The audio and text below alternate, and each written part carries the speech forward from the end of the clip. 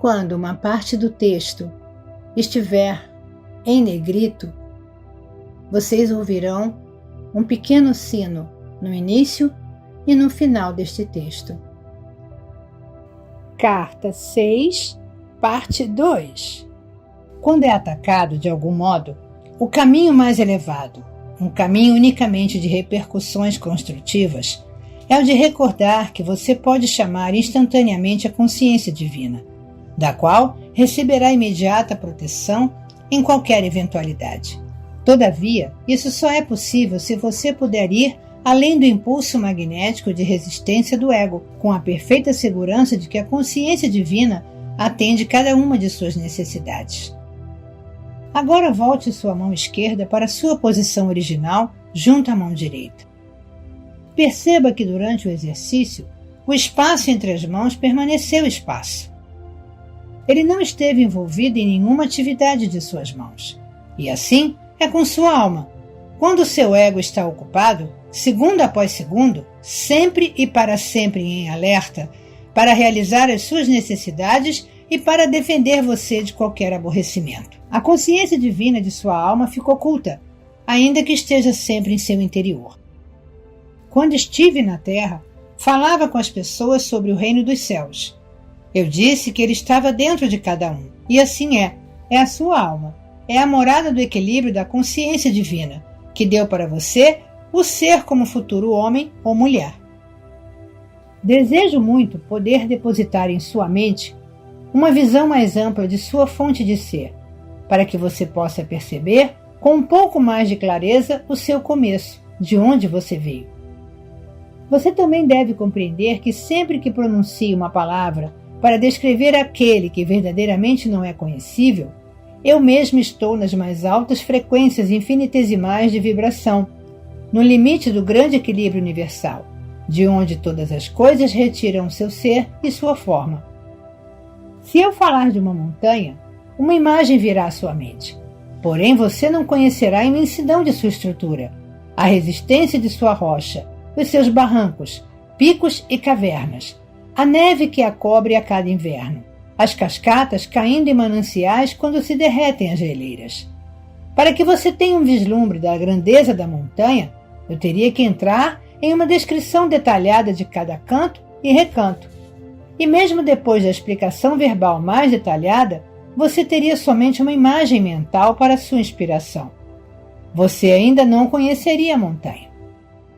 Se eu falar de um furacão, posso trazer à sua mente a imagem das árvores dobrando-se em direção à terra, arqueadas pelos fortes ventos, os muros desmoronando, as vigas quebrando, os ladrilhos e telhados voando, janelas destroçadas, carros virados e grandes árvores arrancadas.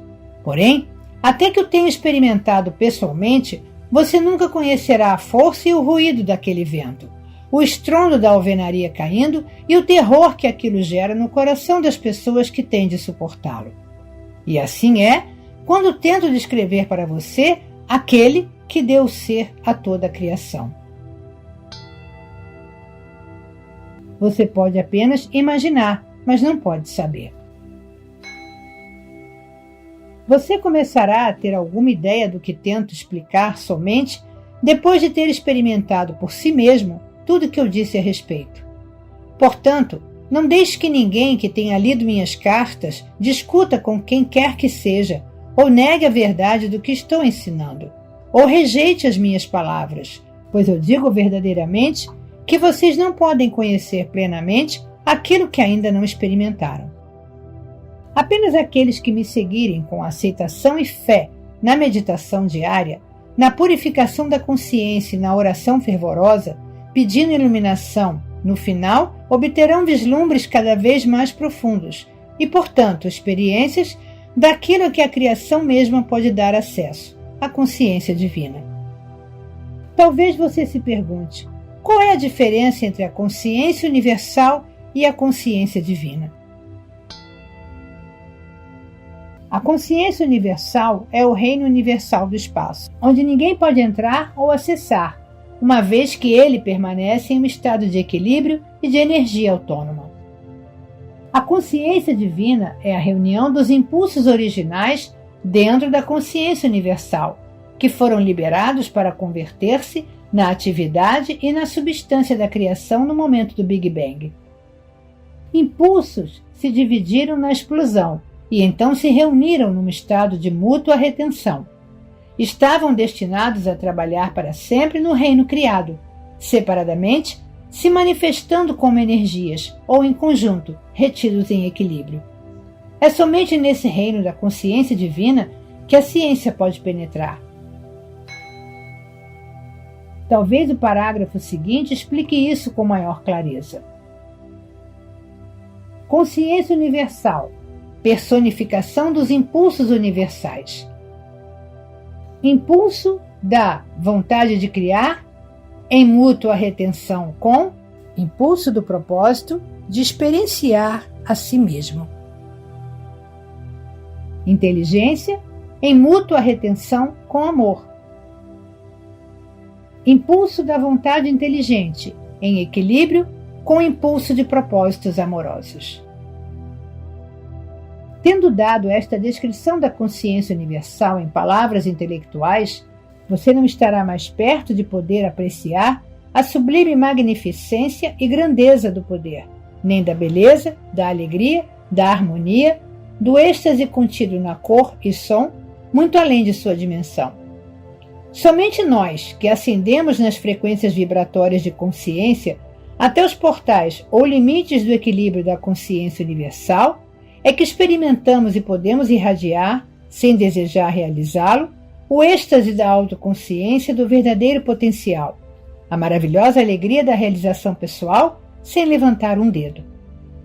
Uso este último termo como uma metáfora, uma vez que, mesmo mantendo a minha individualidade, sou ativo apenas em consciência e já não sou, de nenhum modo, físico. Não tenho sido desde a minha contínua ascensão espiritual em outras dimensões, depois de minha morte na cruz. Talvez você se pergunte como é possível que impulsos universais tão enormes estejam em um estado de equilíbrio. Eles estão em um estado de igualdade e mútua retenção. O impulso do amor atrai e nutre, sustentando e mantendo sob controle a vontade criativa e ativa. Só posso explicar este fenômeno usando estes termos simples. Se colocar a palma de uma mão em cima da palma da outra, com as pontas dos dedos de cada mão tocando o pulso da outra mão, e tentar separá-las, ao mesmo tempo que as mantém firmemente apoiadas uma sobre a outra, terá alguma ideia do significado de equilíbrio ou retenção mútua. Além disso, você deve compreender que, ainda que as mãos estejam aparentemente expressando um fenômeno físico, na realidade são governadas e expressam impulsos que se originam em seu cérebro. Seu cérebro pode ser o veículo para expressar ideias conscientes, impulsos, mas na verdade o impulso é a realidade de todo movimento de todo tipo, e não o cérebro físico, que é simplesmente um instrumento de expressão de tais impulsos. Tenho trazido a você apenas uma narração intelectual da consciência universal. Como posso descrever para você o poder latente, a magnificência da reverência, o êxtase, a felicidade radiante, o absoluto estado de satisfação, paz e harmonia de seu ser? Ainda que você possa contemplar e compreender que desta imensidão de consciência o universo inteiro tomou vida e forma, você não poderia perceber mais que um elétron da vasta, incomensurável, alegre realidade que é a consciência universal. Para compreender integralmente a natureza da criação, as razões pelas quais o ego funciona como o faz e por que as entidades criadas sentem os impulsos que sentem, deve-se entender que a natureza e a qualidade da consciência universal são alegria radiante, realização, felicidade. Isso é o que eu chamei de o reino dos céus dentro de você, dentro de sua alma, dentro dos recessos mais profundos de sua psique, que é o intermediário entre o esplendor de sua alma e a sombra do próprio ego. Voltar a esse estado transcendente de glória, beleza, felicidade e harmonia do ser é o anseio mais profundo de sua alma. Esse anseio constante, essa recordação inata e inconsciente de equilíbrio e paz, felicidade e harmonia, é o que impulsiona o ego, através da psique, a manipular o ambiente em seu favor. Seu firme propósito é o de trazer você de volta ao estado original de glorioso êxtase, do qual se formou sua alma, seu ser e sua forma. Porém, o ego pode conquistar a alegria e prazer desejados somente por meio dos dois impulsos magnéticos emocionais de ligação-rejeição, que são apenas impulsos materializados para dar a você a sua individualidade. Portanto, o anseio inato de reunir-se à fonte do ser se experimenta nos parâmetros eletromagnéticos do pensamento e do sentimento como mais e mais daquilo que deu a você uma sensação prazerosa anteriormente. Mais amigos, casas, carros, roupas, etc. Cada vez que o mais é conquistado, isso provoca uma pequena sensação de satisfação, talvez uma exibição perante os vizinhos para enaltecer a felicidade. Marca-se um ponto e tem-se um pouco mais de satisfação. E logo a novidade passa. A nova posse se torna trivial. Os sentidos se acalmam novamente, em equilíbrio, e começa o cansaço mental, a rotina se torna monótona e aborrecida. Para gerar um pouco de vida, o ego encontra outro objetivo a ser alcançado, para proporcionar excitação e prazer. E assim a vida é uma perseguição sem fim de satisfações pessoais de diversos tipos, deixando a alma oculta, mal nutrida e insatisfeita, ainda ansiando por algo, mais. Mas o que é que o meu eu mais profundo está desejando? Você se pergunta em desespero. Quando uma pessoa consegue entender a verdadeira fonte de seu vazio e de seu contínuo anseio interior de ter mais daquilo que me fez sentir bem antes e começa a meditar para fazer contato com aquele que lhe deu o ser, um pouco de equilíbrio divino se filtra através da consciência humana. O vazio começa a diminuir. Se de fato tal pessoa vislumbra algo do eterno e do verdadeiro objetivo da vida, o desejo de mais posses acabará por morrer de morte natural. O desejo por mais posses será gradativamente substituído por uma sincera apreciação do que já tem e um sentido de contentamento constante. Através das experiências e intervenções milagrosas ou das atividades da consciência divina em sua vida diária, a consciência humana se eleva enormemente e aprende que suas necessidades diárias são satisfeitas da melhor maneira.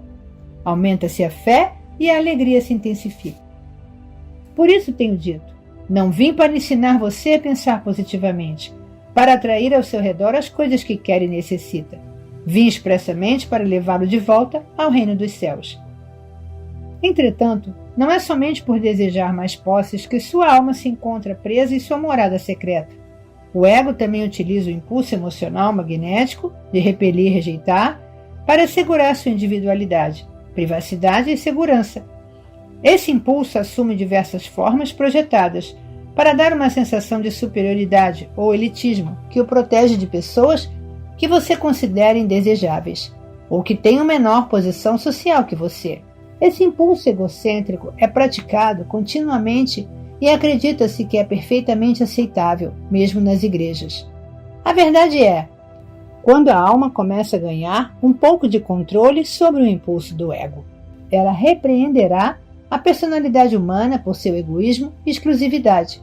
Ela exigirá da psique adotar o amor incondicional e a crença na universalidade e na unicidade de todas as pessoas, não importando quem sejam. Quem sabe agora você possa entender mais facilmente como e por que a criação de sua individualidade por meio do ego formou a grande cápsula dos impulsos físicos que produziu e encerrou sua consciência humana, criando tanto sua forma física como sua personalidade humana. Uma vez que governa sua mente, emoções, pensamentos e sentimentos, ela impede você de fazer contato com a fonte de sua vida e com sua alma.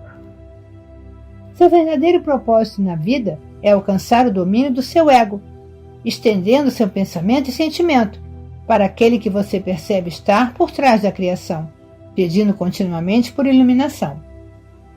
Este é o primeiro passo que uma pessoa deve dar em direção àquele glorioso momento em que fará contato com o divino e em seguida prosseguir através de uma contínua purificação do impulso do ego até o retorno a esse estado celestial, onde nasceu sua alma e de onde procede a sua individualidade. E como se deu a criação da individualidade? Como disse antes, a consciência universal alcançou o ponto máximo de mútua retenção e houve uma explosão que separou e dividiu o impulso da vontade criativa do impulso de propósitos amorosos, os quais se separaram e se fizeram ativos na criação como Pai inteligência, Mãe amor, vistos como eletricidade, magnetismo, ligação, repulsão, vida, reunidos em equilíbrio como consciência divina, vida.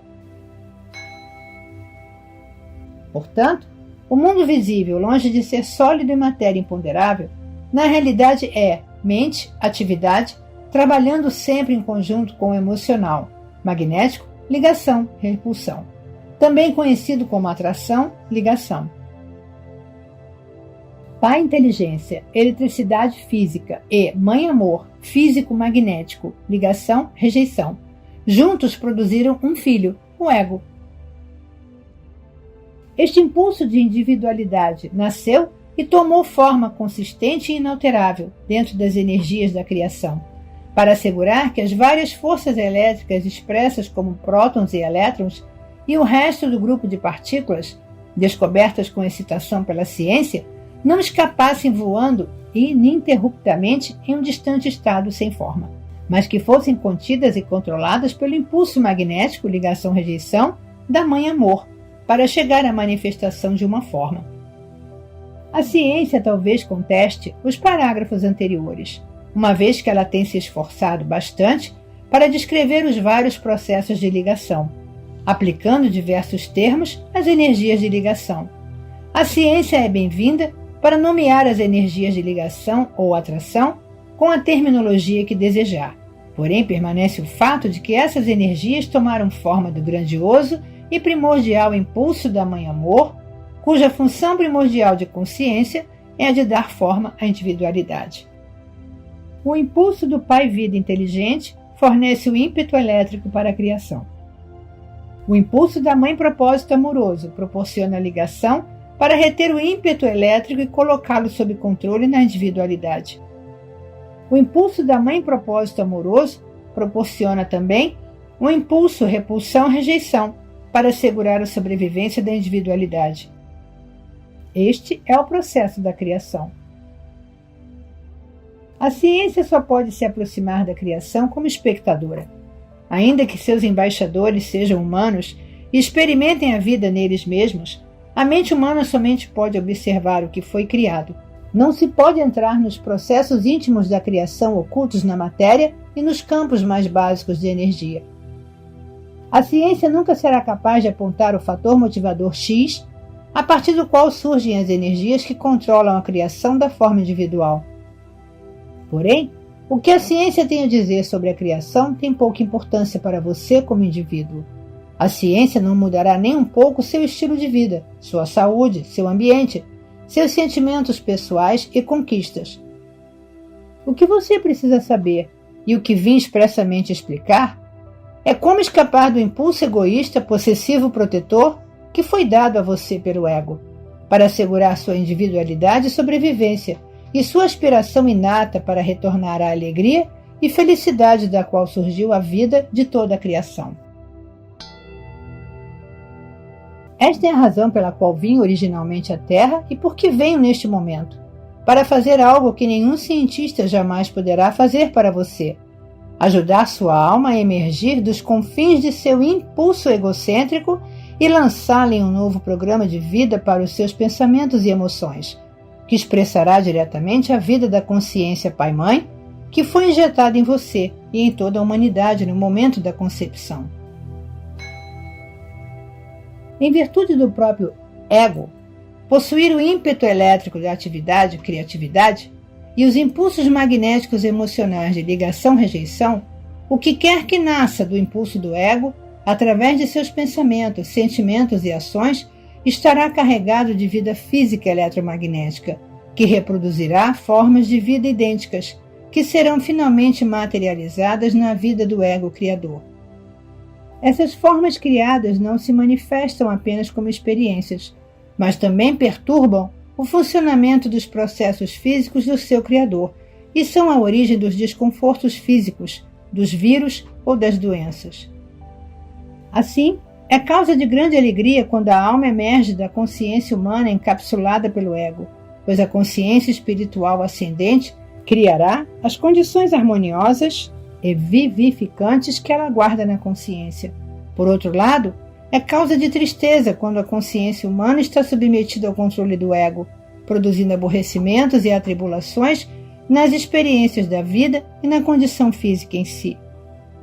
Portanto, digo, se você não gosta de seu mundo, tem o poder dentro de si para mudar as suas condições de existência, exatamente onde você está, se tiver a fé e a vontade constante para fazê-lo.